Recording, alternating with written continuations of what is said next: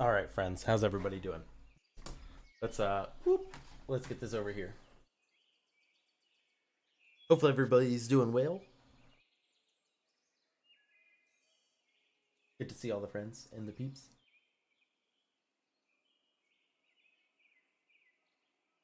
I'm trying to organize everything so it's kind of like set up nice. We will see how this works. I am not sure it's gonna work out well, but definitely gonna give it a shot. Today starts day 1 of January. A lot of people do like New Year's resolutions and stuff. Cool things like that. I don't believe in those. I believe in more like because let's be honest, New Year resolutions they don't usually like last around.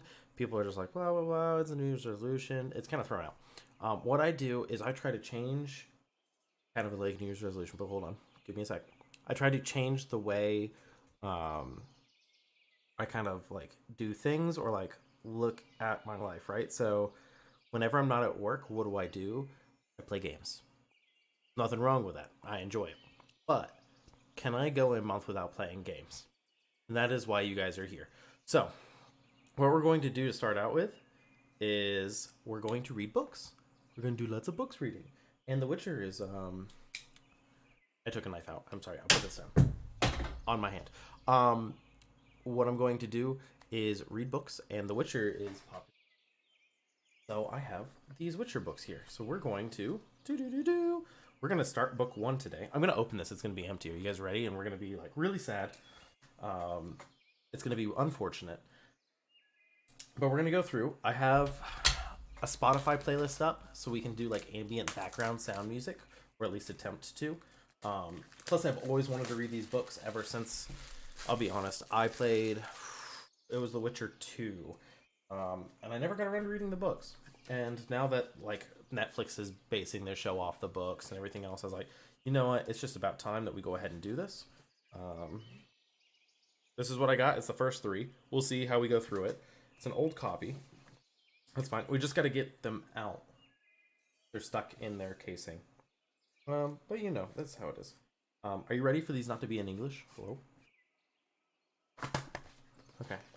It's not tear the boxing.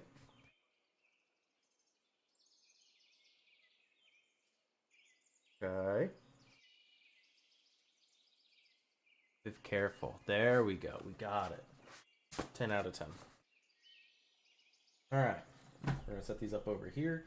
So yeah, the whole point is not playing any games whatsoever out of all of January. So we're gonna have to. I have alternate stuff. The only one that I'm giving a pass to is Beat Saber, and we'll probably do some streams of that just because um, that's going to be. Oh, the words are nice and big. Oh, this is gonna be easy. Um, just because that I'm gonna count that as exercise. Um, so I'm gonna give that one a pass. Let me see. Oh no. Okay, sorry about that. I'll put my phone down. Also, I'm going to try to keep an eye on chat. I will find pause breaks to talk and everything. I'm not going to interrupt in the middle of the words, but we'll see how it goes. Um, but yeah, we're going to go ahead and get this rolling. I want to see other chapters. How is this set up? I actually haven't looked. Chapter 5. Yikes. Okay, so the chapters are rather long. So the chapters are actually like big boy chapters. Okay, that's fine. We're only dealing with. Oh, it's only 300 pages. Okay, we're definitely going to be probably finishing all three of these books then, because the plan is to do this for like 2 hours a day or something. But we're going to go ahead and start. I'm going to try to keep an eye on like the words and everything as we go, so I can try to have an idea of like the background, the gist of it, things like that. You guys have any questions or anything like that as we go? Feel free to ask. If you guys have any questions about anything, feel free to ask. But we're just going to go ahead and start this up. Um, yeah. Let me take some water. We'll probably have a tea break halfway through. Because one, tea is amazing. And two, it helps well with the voice. So that's going to be. That's probably how it's going to be. All right. Are we ready, guys? We're ready. All right. Let's go ahead and start this up. We'll see how this does. If we don't like it, we don't like it. So we're reading Can you guys see it? Yes. Blood of Elves is the first book. Um, from yeah, it's the Witcher series. It is definitely what was I gonna say? It's technically the third book in it, but the first two are like short stories, so I just skipped those. This is the first one, technically about it, and let's see if there's a prologue or anything like that. Uh, let's see here, Blood of Elves. Okay, well, okay, there's a prophecy, and then we'll go in chapter one. So I'm going to try to read this, and I'll butcher everything. Verily I say unto you, the era of the sword and axe is nigh, the era of the wolf's blizzard. The time of the white chill and the white light is nigh, the time of madness and the time of concept. Ed Dehera, the time of the end. The world will die amidst frost and be reborn with a new sun. It will be reborn of the elder blood, of Henika, of the seed that has been sown, a seed which will not sprout but will burst into flame. Jesus esse. Thus it shall be. Watch for the signs. What signs? That shall be. I say unto you, first the earth will flow with the blood of Ain Sedech, the blood of elves. And that's how it starts in chapter 1. Alright, guys, buckle down. Here we go. We're going to start it. Whenever I feel like there's a decent break, I may stop. We may take a bit to talk about what's going on. But other than that, I'm just going to keep reading, and we'll find a nice place to pause it. Chapter 1. The town was in flames. The narrow streets leading to the moat, and the first terrace belched smoke and embers. Okay, we got to start here. Are you ready? Are you ready? Is there a town? We have town. How big is the town? Because this is the whole thing. I've got playlists on playlists. We don't want it to be overpowering. We got a town. We're gonna turn 10. Okay, and we're just gonna hit.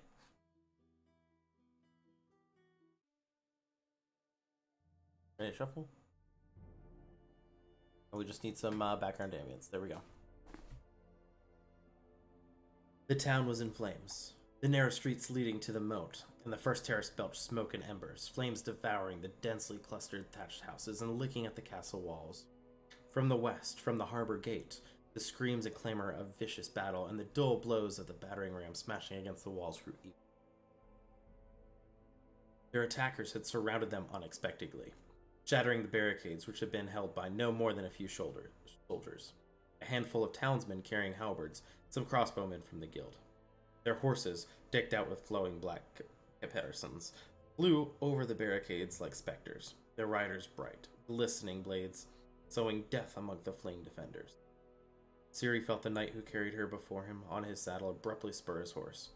She heard his cry, "Hold on!" He shouted, "Hold on!" Other knights, wearing the colors of Sintra, overtook them, sparring, even in full flight with the Nilfgaardians. I'm reading that book. Ciri caught a glimpse of the skirmish from the corner of her eye. The crazed swirl of blue gold and black cloaks amidst the clash of steel. The clatter of blades against shields, the neighing of horses. Shouts. No, not shouts. Screams. Hold on. Fear. With every jolt, every jerk, every leap of the horse, pain shot through her hands as she clutched at the reins. Her legs contracted painfully. Unable to find support, her eyes watered from the smoke. The arm around her suffocated her, choking her, the force compressing her ribs. All around her screaming, such as she had never heard, grew louder. What must one do to a man to make him scream so? Fear. Overpowering, paralyzing, choking fear. Again the clash of iron, the grunts and snorts of the horses. The houses whirled around her, and suddenly they could see windows belching fire where a moment before they'd seen nothing but a muddy little street, stoned with corpses and cluttered with the abandoned possessions of the fleeing population. All at once, the knight at her back was racked by a strange wheezing cough. Blood spurted over his hands grasping the reins. More screams. Arrows whistled past. A fall. Shock. Painful bruising against armor. Hooves pounding past her, a horse's belly and a frayed girth flashing by above her head, then another horse's belly and a flowing black caparison. grunts of execution, like a lumberjack when chopping wood. But this isn't wood, it's iron against iron. A shout, muffled and dull, and something huge and black collapsed into the mud next to her with a splash, spurting blood. An armored foot quivered, crashed, goring the earth with an enormous spur. A jerk. Some force plucked her up, pulled her onto another saddle. Hold on! Again, the bone-shaking speed, the mad gallop. Arms and legs desperately searching for support, the horse rears. Hold on! There is no support. There's no blood. There is blood. The horse falls. It's impossible to jump aside. No way to break free, to escape the tight embrace of these chainmail-clad arms. There is no way to avoid the blood pouring onto her head and over her shoulders. A jolt. The squelch of mud. A violent collision with the ground, horrifically still after the furious ride. The horse's howling wheezes and squeals as it tries to regain its. The pounding of horseshoes, fetlocks and hooves flashing past. Black caparisons and cloaks shouting. The street is on fire, a roaring red wall of flame. Silhouetted before it, a rider towers over the flaming hooves. Enormous. His black caparisoned horse prances, tosses its head and neighs. The rider stares down at her. Ciri sees his eyes gleaming through the slit of his huge helmet, framed by a bird of prey's wings. She sees the fire reflected in the broad blade of the sword held in his lowered hand. The rider looks at her. Ciri is unable to move. The dead man's motionless arms wrapped around her waist hold her down. She is locked in place by something heavy and wet with blood, something which is lying across her thigh, pinning her to the ground. As she is frozen in fear, a terrible fear which turns her entrails inside out, which deafens Ciri to the screams of the wounded horse, the roar of blaze, the cries of dying people, and the pounding drums. The only thing which exists, which counts, which still has any meaning, is fear. Fear embodied in the figure of the Black Knight wearing a helmet decorated with feathers frozen against the wall of raging red flames. The rider spurs his horse, the wings of his helmet fluttering as the bird of prey takes flight, launching itself to attack its helpless victim, paralyzed with fear. The bird, or maybe the knight, screeches terrifyingly, cruelly triumphantly. A black horse, black armor, a black flowing cloak, and behind this, flames. A sea of flames. Fear. The bird shrieks. The wings beat, feathers slap against her face. Fear. Help! Why doesn't anyone help me? Alone. Weak, helpless. I can't move, can't force a sound from my constricted throat. Why does no one come to help me? I'm terrified.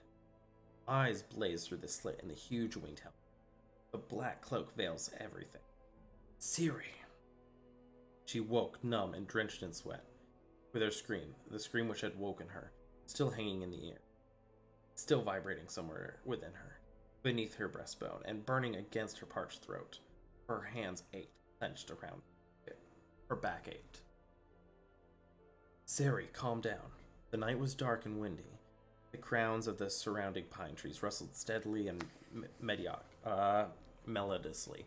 I'm going to change real quick. Here we go. Where is we need some ambient forest music. There we go. Ciri, calm down. The night was dark and windy. The crowns of the surrounding pine trees rustled steadily and melodiously forward, their limbs and trunks creaking in the wind.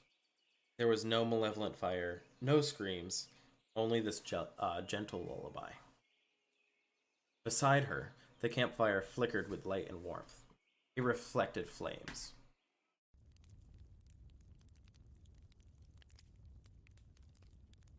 Glowing from the harness buckles, gleaming red with the leather wrapped in iron-banded hilt of the sword leaning against a saddle on the ground.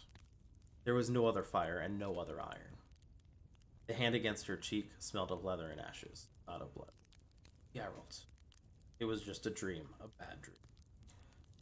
Ciri shuddered violently, curling her arms and legs up tight. A dream, just a dream. The campfire had already died down.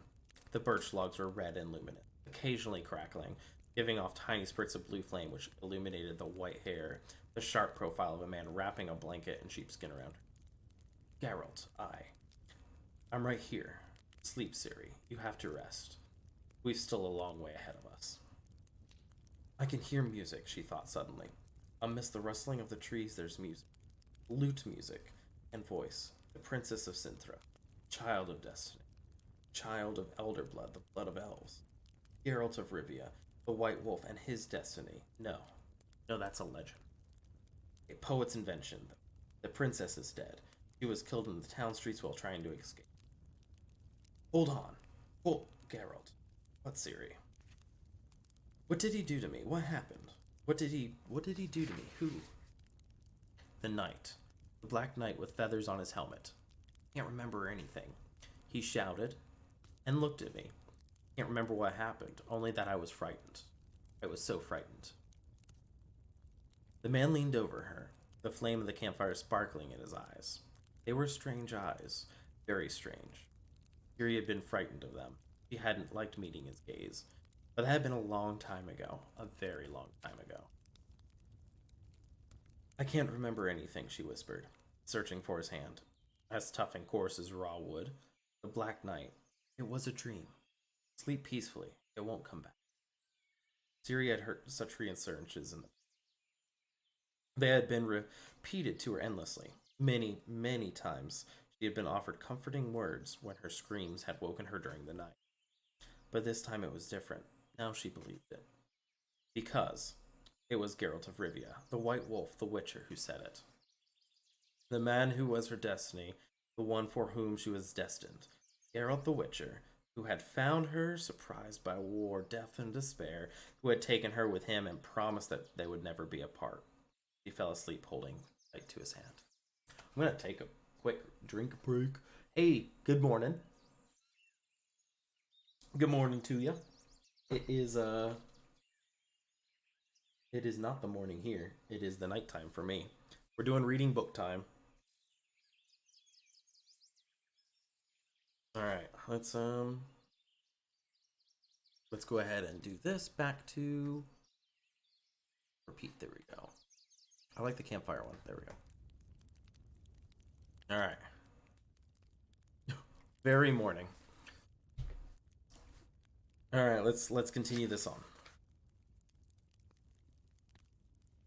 The bard finished the song. Tilting his head a little, he repeated the ballad's refrain on his lute, delicately, softly, a single tone higher than the apprentice accompanying him. No one said a word. Nothing but the subsiding music and the whispering leaves and squeaking boughs of the enormous oak could be heard. Then, all of a sudden, a goat tethered to one of the carts was circled that which circled the ancient tree bleated lengtheningly. At that moment, as if given a signal, one of the men seated in the large semicircular audience stood up. Throwing his cobalt blue coat with gold braid trimmed back on his shoulder, he gave a stiff, dignified bow. Thank you, Master Dandelion, he said, his voice resonant without being loud. Allow me, Ratcliffe of Oxenfoot, Master of the Arcana, to express that I am sure the opinion of everyone here present, and utter words of gratitude and appreciation for your fine art and skill. The wizard ran his gaze over those assembled, an audience of well over 100 people, seated on the ground on carts or standing in a tight semicircle facing the foot of the oak. They nodded and whispered amongst themselves. Several people began to applaud, while others greeted the singer with upraised hands. Women, touched by the music, sniffed and wiped their eyes on whatever came to hand, which differed according to their standing, profession, and wealth. Peasant women used their forearms or the back of their hands. Merchant wives dabbed their eyes with linen handkerchiefs, while elves and noblewomen used kerchiefs of the finest tight-woven cotton. And Baron Vilbert's 3 daughters, who had, along with the rest of his retinue, halted their falcon hunt to attend the famous troubadour's performance, blew their noses loudly and sonorously into elegant mold green cashmere scarves. It would not be an exaggeration to say, continued the wizard, that you have moved us deeply. Master Dandelion, You have prompted us to reflection and thought. You have stirred our hearts. Allow me to express our gratitude and our respect. The troubadour stood and took a bow, sweeping the heron feathers pinned to his fashionable hat across his knees. His apprentice broke off his playing, grinned, and bowed too, until Dandelion glared at him sternly and snapped something under his breath. The boy lowered his head and returned to softly strumming the lute strings. The assembly stirred to life. The merchants traveling in the caravan whispered amongst themselves, and then rolled a sizable cask of beer out to the front of the oak tree. Wizard Radcliffe lost himself in quiet conversation with Baron Vilbert. Having blown their noses, the Baron's daughters gazed at Dandelion in adoration, which went entirely unnoticed by the bard, engrossed as he was in smiling, winking, and flashing his teeth at a haughty, silent group of roving elves, and at one of them in particular, a dark-haired, large-eyed beauty sporting a tiny ermine cap. Dandelion had rivals for her attention, the elf, with her huge eyes and beautiful torque hat, that caught his audience interest as well. A number of knights, students, and Goliards were playing court with her with their eyes. The elf clearly enjoyed the attention, picking at the lace cuffs of her chemist and fluttering her eyelashes, but the group of elves with her surrounded her on all sides, not bothering to hide their antipathy towards their admirers. The glade, beneath. I'm not pronouncing that word. Goodness. Okay, give me a quick second. All right, well, I'm just going to say it, and it's going to change multiple times, but I apologize. The glade beneath Blehoberus, the Great Oak, was a place of frequent rallies, a well known traveler's resting place and meeting ground for wanderers, and was famous for its tolerance and openness. The Druids protecting the ancient tree called it the seat of friendship and willingly welcomed all comers.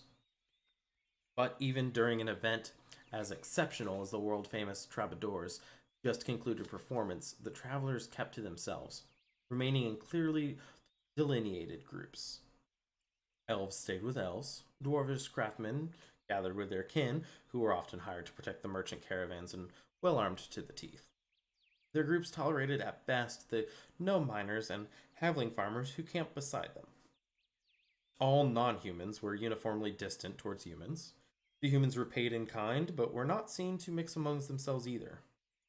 Nobility looked down on the merchants and traveling salesmen with open scorn, while soldiers and mercenaries distanced themselves from shepherds and their reekling sheepskins.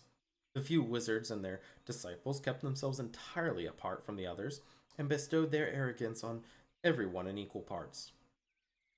A tight knit, dark, and silent group of peasants lurked in the background, resembling a forest, with their rakes, pitchforks, and flails poking above their heads. They were ignored by all and every. The exception, as ever, was the children, freed from their constraints of silence, which had been enforced during the bard's performance. The children dashed into the woods with wild cries and enthusiastically immersed themselves in a game whose rules were incomprehensible to all those who had bidden farewell to the happy years of childhood. Children of elves, dwarves, halfling gnomes, halves elves, quarter elves, and toddlers of mysterious providence neither knew nor recognized racial or social divisions. At least not yet. Indeed, shouted one of the knights present in the glade, who was as thin as a beanpole and wearing a red and black tunic embroidered with three lions. The wizard speaks the truth. The ballads were beautiful. Upon my word, honorable Dandelion, if you ever pass near Baldhorn, my lord's castle, stop by without a moment's hesitation. You will be welcomed like a prince. What am I saying? Welcome like King Vesemir himself. I swear on my sword, I have heard many a minstrel, but none even came close to being your equal, master. Accept the respect and tributes those of us born to knighthood, and thus appointed the position, pay to your skills. Flawlessly sensing the opportune moment, the troubadour winked at his apprentice. The boy set his lute aside and picked up a little casket which served as a collection box for the audience's more measurable expressions of appreciation. He hesitated, ran his eyes over the crowd, then replaced the little casket and grabbed a large bucket standing nearby. Master Dandelion bestowed an approving smile on the young man for his prudence. Master! Shouted a sizable woman sitting on a cart, the sides of which were painted with a sign for Barra Lopart and Sons, and which was full of wicker workers. Her sons, nowhere to be seen, were known out busy wasting away their mother's hard-earned fortune. Master Dandelion, was it? Are you going to leave us in suspense? That can't be the end to your ballad. Sing us of what happened next. Songs and ballads, the musician bowed, never end, dear lady, because poetry is eternal and immortal. It knows no beginning, it knows no end. But what happened next? The tradeswoman didn't give up, generously rattling coins into the bucket Dandelion's apprentice held out to her. At least tell us if even if you have no wish to sing. Your songs mentions no names, but we know the witcher you sing of, no other than the famous Geralt of Rivia, and the enchantress of whom he burns with love is equally famous Yennefer. And the child surprised, destined for the witcher, and sworn to him from birth, is Cyrilla, the unfortunate princess of Cintra, the town destroyed by the invaders. Am I right? Dandelion smiled, remaining enigmatic and aloof. I sing of universal matters, my generous lady, he stated, of emotions with anyone can experience, not about specific people. Oh, come on, yelled a voice from the crowd. Everyone knows those songs are about the Geralt. Yes, yes, squealed Baron Vilbert's daughters in chorus, dyeing their sodden scarves. Sing on, Master Dandelion, what happened next? Did the Witcher and Yennefer the Enchantress find each other in the end? And did they love each other? Were they happy? We want to know. Enough! Roared the dwarf Leto with a growl in his throat, shaking his mighty waist-length red beard. It's crap. All the princesses, sorceresses, destiny, love, and woman's fanciful tales. If you'll pardon the expression, great poet, it's all lies. Just a poetic invention to make the story prettier and more touching. What of the deeds, the war, the massacre and plunder of Cintra, the battles of Mardandal and Soldan? You do sing though that mightily, Dandelion. There's no regrets in parting with silver for such a song, a joy to a warrior's heart, and I, Sheldon Skaggs, declare there's not an ounce of lies in what you say there. And I can tell the lies from the truth, because I was there at Solden. I stood against the Nilfgaard invaders with an axe in my hand. I, Domino of Troy, shouted the thin knight with 3 lines passant blondes from the tunic. Was at both the battles of Sodden, but I did not see you there, Sir Dwarf. No doubt because you were looking after the supply train, Sheldon Skaggs retorted, while I was in the front line where things were getting hot. Mind your tongue, Beardy, said the Domineer of Troy, flushing, kicking at his sword belt. And who you're speaking to. Have a care yourself, the dwarf whacked his palm against the axe wedge in his belt, turned to his companions and grinned. Did you see him there? Friggin' knight, see his coat of arms? 3 lions on a shield, 2 shitting and the third snarling. Peace, peace, a gray-haired druid in the white cloak averted trouble with a sharp, authoritative voice.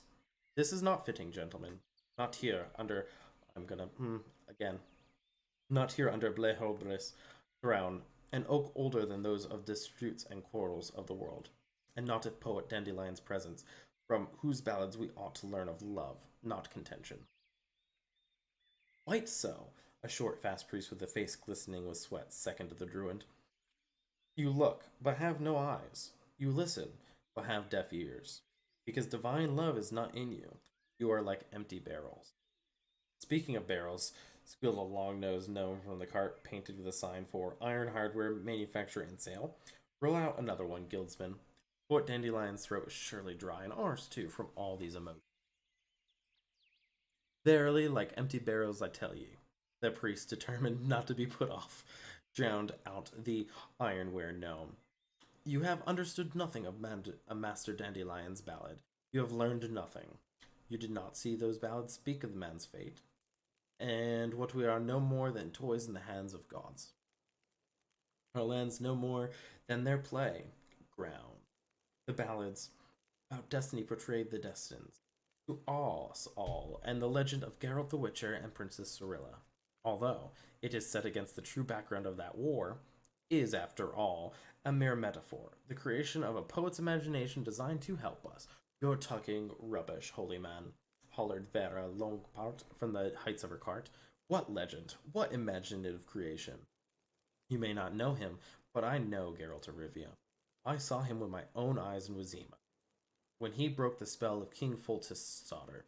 And I met him later on the Merchant's Trail, where, at Gila's request, he slew a ferocious griffin, which was preying on the caravans, and thus saved the lives of many good people. No, this is no legend or fairy tale. It is truth, the sincere truth, which Master Dandelion sang for us. I second that, said a slender female warrior with her black hair smoothly brushed back and plaited into thick braid. I, Rala of Leria, also know Geralt the White Wolf, the famous slayer of monsters. And I've met the enchantress, Lady Yennefer, on several occasions. I used to visit Arden and her hometown of Vengam. I don't know anything about their being in love, though. But it has to be true, the attractive elf Ermaine Torque suddenly said in a melodious voice. Such a beautiful ballad of love could not be not true. It could not, Baron Wildman's daughter supported the elf and, if on command, wiped their eyes on their scarves. Not by any measure. Honorable wizard, Bara Lopart turned to Radcliffe. Were thy in love or not? Surely you know what happened to them. Yennefer and the Witcher, disclose the secret. If the song says they were in love, replied the wizard, then that's what happened, and their love will endure down their ages. Such is the power of poetry. It is said, interrupted Baron Wilbur all of a sudden, that Yennefer of Engenberg was killed on Salden Hill.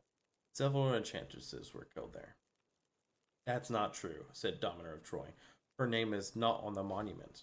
I am from those parts, and I have often climbed Sodden Hill and read the names engraved on the monument. 3 enchantresses died there. Chris Marigold, Leetonade, known as Coral, and the name of the third has slipped my mind. The knight glanced at Wizard Radcliffe, who smiled weirdly. And this Witcher, Sheldon Skaggs suddenly called out. This Geralt who loved Yennefer has also bitten the dust, apparently. I heard he was killed somewhere in Franz River. He slew and slew monsters until he met his match. That's how it goes. He knows fights with a sword, dies by the sword. Everyone comes across someone who will better them eventually. And it's made to taste cold, hard iron. I don't believe it, the slender warrior contorted her pale lips, spat venomously onto the ground, and crossed her chainmail clad arms in a clutch. I don't believe there's anyone to best Geralt of Rivia. I have seen this Witcher handle a sword. His speed is simply inhuman. I appreciate him, my dude. Oh, hold on. Let me. There you go. I appreciate the follow. Okay. Um, there we go. Every swordsman an arse when the enemy is not sparse, remarked Sheldon Skaggs sensitively, as the elves say.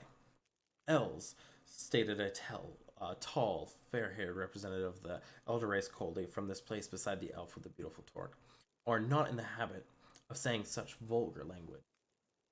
No, no, squealed Baron Vilbert's daughters from behind the green scarves. Geralt the Witcher can't have been killed. The Witcher found Ciri, the child is destined for him, and then the enchantress Yennefer, and all 3 lived happily ever after. Isn't that true, Master Dandelion? 'Twas a ballad, my noble young ladies, said the beer-paunched gnome, manufacturing of iron wares with a yawn. Why look for truth in a ballad?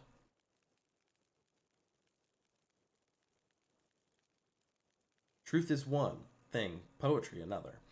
Let's take this. What was her name, Ciri? The famous child surprise. Master Dandelion trumped that for sure. I've been to Sintra many a time, and King and Queen lived in a childless home, and no daughter, no son. Liar! Shouted a red-haired man in a sealskin jacket, a checkered handkerchief bound round his forehead. Queen Kenthlith of Lioness of Sintra had a daughter called Pavetta. She died, together with her husband, in a tempest which struck at sea, and the depths swallowed them up. So, you see for yourselves, I am not making this up. We're not listening to any songs tonight. I appreciate though. So you see for yourselves, I'm not making this up. The Ironware gnome called everyone to be his witness. The princess of Sintra was called Pavetta, not Ciri. Cyrilla, known as Ciri, was the daughter of this drowned Pavetta, explained the red haired man. Halithi's granddaughter. She was not the princess herself, but the daughter of the princess of Sintra. She was the child surprise destined for the Witcher, the man of whom, even before she was born, the queen was sworn to hand her granddaughter over, just as Master Dandelion had sung. But the Witcher could neither find her nor collect her, and here our poet has missed the truth. Oh, yes, he's missed the truth indeed, but it in a swiny young man who, judging by his clothes, was a journeyman on his travels prior to crafting his masterpiece and passing his master's exams. The Witcher's destiny bypassed him. Cyrilla was killed during the siege of Sintra. Before throwing herself from the tower, Queen Calanthe killed the princess's daughter with her own hand to prevent her falling into the Nilfgaardian's claws alive. It wasn't like that, not at all, objected the red haired man. The princess's daughter was killed during the massacre while trying to escape from town. One way or the other, shouted Ironware, the Witcher didn't find Cyrilla. The poet lied. But lied beautifully, said the elf in a torque snug in front of the tall, fair haired elf. Not a question of poetry, but of facts, shouted the journeyman. I tell you, the princess's daughter died by her grandmother's hand. Anyone who's been to Sintra can confirm that. And I say she was killed in the streets trying to escape, declared the red haired man. I know because, although I'm not from Sintra, I served in the Earl of Skellige's troop supporting Sintra during the war.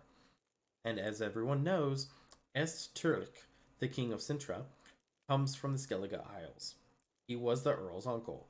I fought in the Earl's troop at Mandigal and Sintra and later, after the defeat of Sodden. Yet another veteran. Sheldon Skaggs snarled to the dwarves crowded around him. All heroes and warriors. Hey folks, is there at least one of you out there who didn't fight at Mandrigal or Sodden? That dig is out of place, Skaggs. The tall elf reproached him, putting his arm around the beauty wearing the torque in a way intended to dispel any lingering doubts amongst her admirers. Don't imagine you were the only one to fight at Sodden. I took part in the battle as well. On whose side, I wonder? Baron Vilbert said to Radcliffe in a highly audible whisper, which the elf ignored entirely. As everyone knows, he continued, sparing neither the Baron nor the wizard so much as a glance, over 100,000 warriors stood on the field during the second battle of Salden Hill, and of those at least 30,000 were maimed or killed. Master Dandelion should be thanked for immortalizing the famous terrible battle in one of his ballads. In both the lyrics and melody of his work, I heard not an exaltation but a warning. So I repeat, offer praise and everlasting renown to the poet for his ballad, which may perhaps prevent a tragedy as horrific as this cruel and unnecessary war from occurring in the future. Indeed, said Baron Vilbert, looking defiantly at the elf. You have read some very interesting things into this ballad, honored sir. An unnecessary war, you say? You'd like to avoid such a tragedy in the future. Would you? Are we to understand that the Nilfgaardians were to attack us again? You would advise that we capitulate, humbly accept the Nilfgaardians' yoke. Life is a precious gift and should be protected, the elf replied coldly. Nothing justifies wide scale slaughter and sacrifice of life, which is what the battles of Sodden were. Both the battles lost and battles won. Both of them cost the humans thousands of lives, and with them, you lost unimaginable potential. Evelyn prattle, snarled Sheldon Skaggs. Dim-witted rubbish. It was a prince and had it paid to allow others to live decently in peace instead of being chained, blinded, whipped, and forced to work in salt and sulfur mines. Those who died a heroic death, those who will now, thanks to Dandelion, live on forever in our memories, taught us to defend our own homes. Sing your ballads, Dandelion. Sing them to everyone. Your lessons won't go to waste, and it'll come in handy, you'll see, because mark my words, Nilfgaard will attack us again. If not today, then tomorrow. They're licking their wounds now, recovering, but that day when they'll see their black cloaks and feathered helmets again is growing ever nearer. What do they want from us? Yelled Vera Lowen. Why are they bent on persecuting us? Why don't they leave us in peace? Leave us to our lives and work. What do the Nilk Guardians want? They want our blood, howled Baron Vilbert. And our land, somebody cried in the crowd of peasants. And our women, chimed in Sheldon Skaggs with a ferocious glower. Several people started to laugh, as quietly and fervently as they could, even though the idea that anyone other than the dwarf would desire one of the exceptionally unattractive dwarf women was highly amusing. It was not a safe subject for teasing or jest, especially not in the presence of a short, stocky, bearded individual whose axes and short swords had the ugly habit of leaping from their belts and into hands at incredible speeds. And the dwarfs, for some unknown reason, were entirely convinced that the rest of the world was lecheriously lying in wait for their wives and daughters, and were extremely touchy about it. This had to happen at some point, the gray haired druid declared suddenly. This had to happen. We forgot that it was not the only ones in the world, that were the whole of creation does not revolve around us.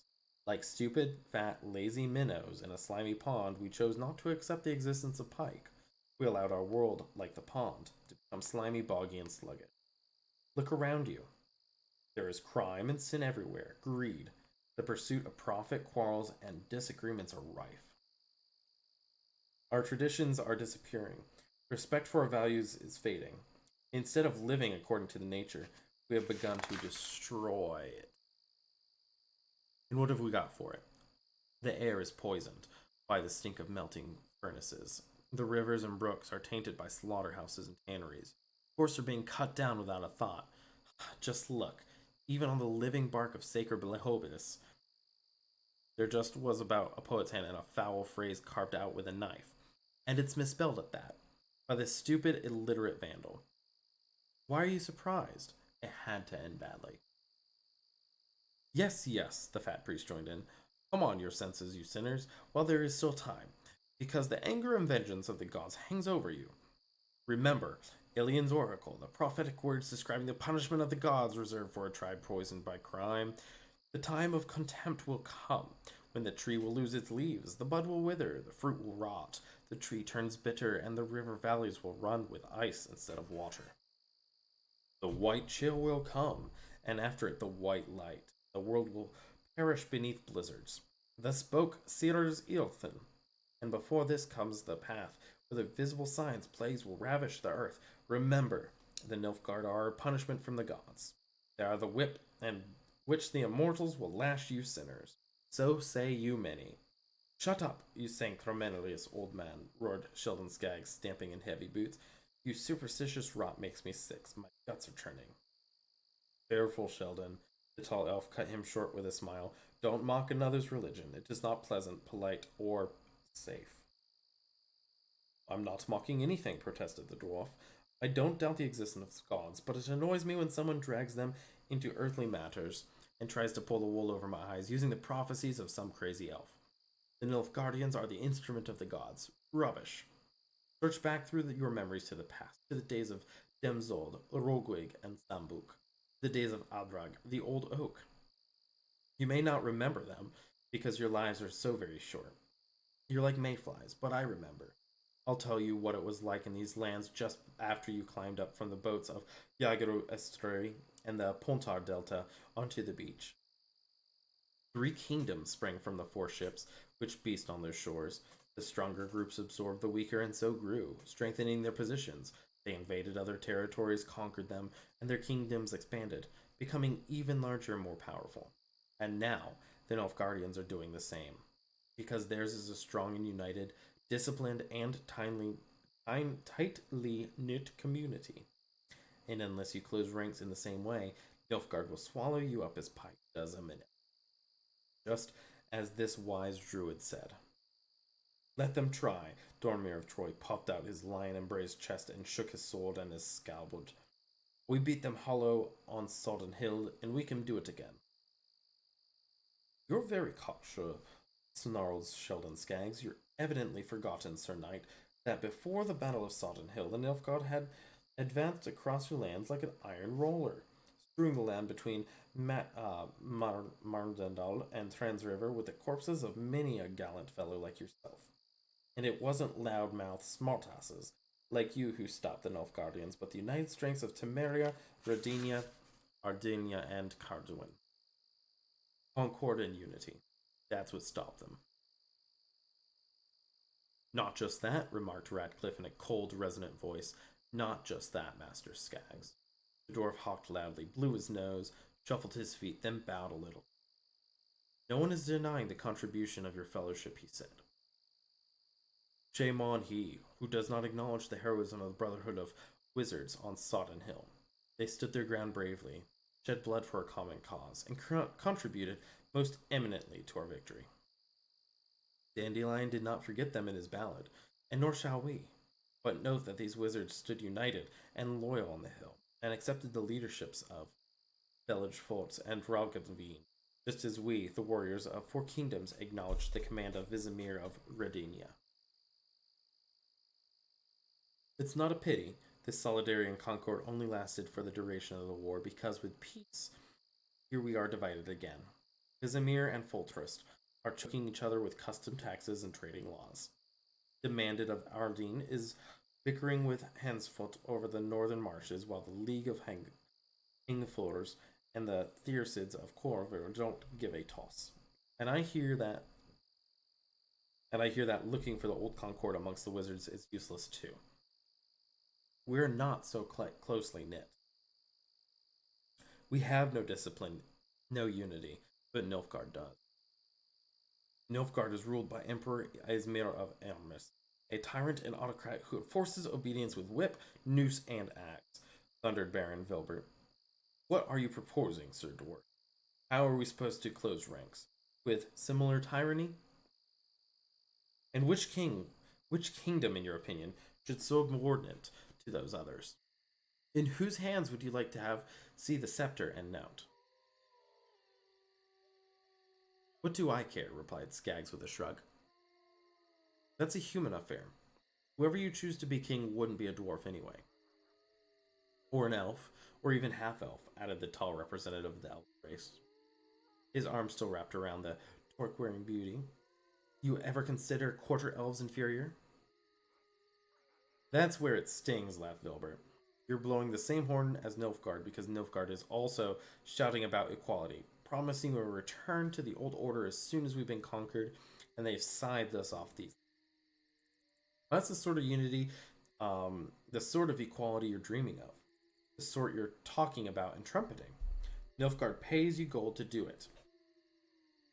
And it's hardly surprising you love each other so much, Nilfgaardians being an elven race. Nonsense, the elf said coldly. You talk rubbish, Sir Knight. You're clearly blinded by racism. The Nilfgaardians are human, just like you. That's an outright lie. You've descended from the Black Sith, and everyone knows it. Elven blood flows through their veins, the blood of elves. And what flows through yours? The elf smiled deviously. We've been combining our blood for generations, for centuries, your race and mine, and doing so quite successfully. Fortunately or unfortunately. I don't know. You started persecuting mixed relationships less than a quarter of a century ago, and incidentally, not very successfully.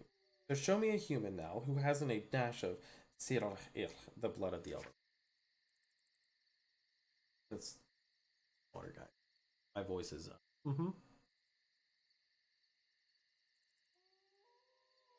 Okay. Filbert turned visibly red. Barrelombre also flushed. Wizard Radcliffe bowed his head and coughed. And most interestingly, the beautiful elf Nairman Torque blushed too.